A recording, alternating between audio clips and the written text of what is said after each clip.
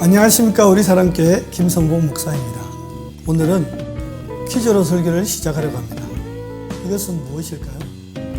사랑으로 시작해서 왼수라고 불리는 사람들의 모임이다. 기쁨의 원천이자 고통의 이유이며 공포의 근원이 되기도 한다. 때로는 우리에게 가장 깊은 상처를 준다.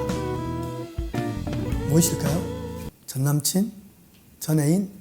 아닙니다. 가족입니다.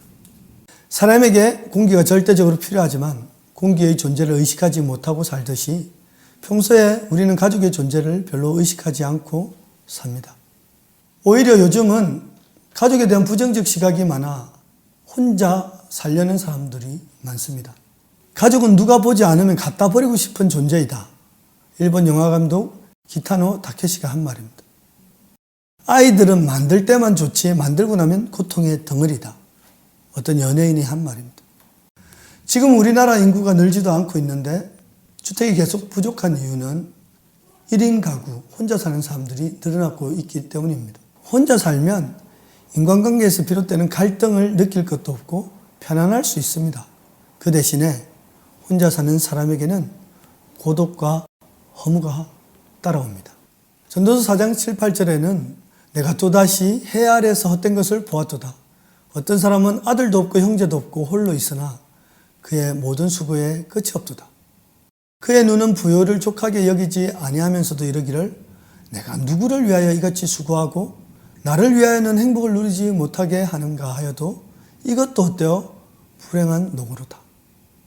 혼자 사는 사람은 고독이 따라옵니다. 옛날 퀘스트 어웨이라는 영화에서 비행기 사고로 무인도에 홀로 떨어진 주인공이 너무 외로운 나머지 나중에 배구공에 사람 얼굴을 그려놓고 대화하는 장면이 나옵니다. 인간은 본질적으로 더불어 살아야 기쁨을 누릴 수 있습니다. 그래서 인간을 사회적인 존재라고 합니다. 인간은 혼자 살 수 있는 존재가 아닙니다. 서로 도우며 살아야 합니다. 데일 카네기는 자수성가한 사람이 있을 수 없다라고 했으며 아인슈타인은 나는 하루에도 여러 번씩 내 인생이 얼마나 많은 동료들의 노력으로 이루어졌는지를 생각한다고 말했습니다. 이 말은 현실에서는 한 사람의 노력만으로는 성공할 수 없었다는 것이죠. 사람은 혼자 힘으로 살아갈 수 없습니다. 저절로 크는 사람도 없고 음으로 양으로 주변의 사람들에게 도움을 받습니다.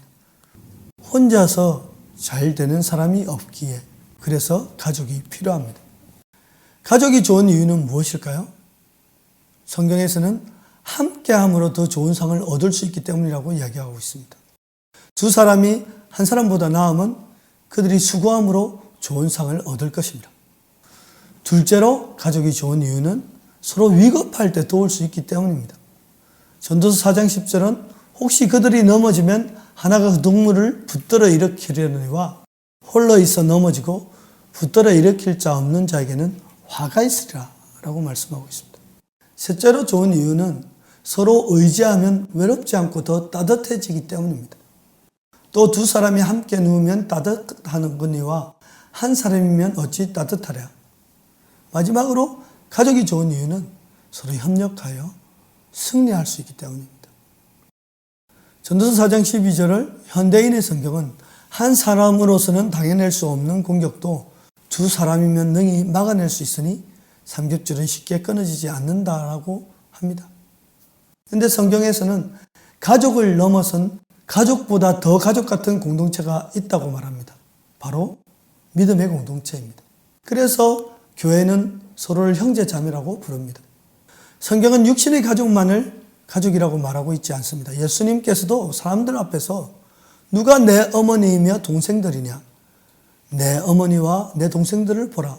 누구든지 하나님의 뜻대로 행하는 자는 내 형제요 자매요 어머니라고 말씀하시며 가족 공동체를 넘어선 믿음의 공동체를 말하셨습니다. 교회는 유기체입니다. 함께 살고 자라는 공동 운명체입니다. 그래서 교회 공동체는 때로는 외로운 사람들이 모여 서로를 위해주고 의지하며 살게 됩니다. 하지만 이 공동체 내에서도 자기의 가까운 사람들이나 또 친한 사람들끼리만 친한 공동체를 해서는 안 됩니다. 그런 공동체는 내향화되고 변질되기 쉽기 때문입니다. 자신들만 너무 좋으면 내향화되어 부패하기 쉽고 성장하기 쉽지 않습니다. 또 다른 사람들이 들어오기도 어렵습니다. 그래서 우리의 공동체는 늘 새로운 가족이 들어오고 또 자라나고 새 생명이 태어나는 생명력 있는 공동체가 되어야 합니다. 우리 사랑교회도 그런 공동체가 되길 원합니다. 그래야 교회의 본질인 영혼을 구원하고 영혼을 성장시키고 변화시키는 일을 할 수 있기 때문입니다. 육신의 가족은 이 세상 사는 동안 참 중요합니다. 그러나 온 가족이 예수님을 믿지 않으면 천국에서 천국 공동체로 살 수가 없습니다. 온 가족이 함께 예수님께 나아오는 가족 되길 바랍니다. 그래서 온 가족이 예수님을 믿어 구원을 받아 천국에 가서 영원한 그리스도인의 공동체로 살아가는 그런 소중한 가족, 함께 천국 가는 우리 모두가 되기를 바랍니다. 감사합니다.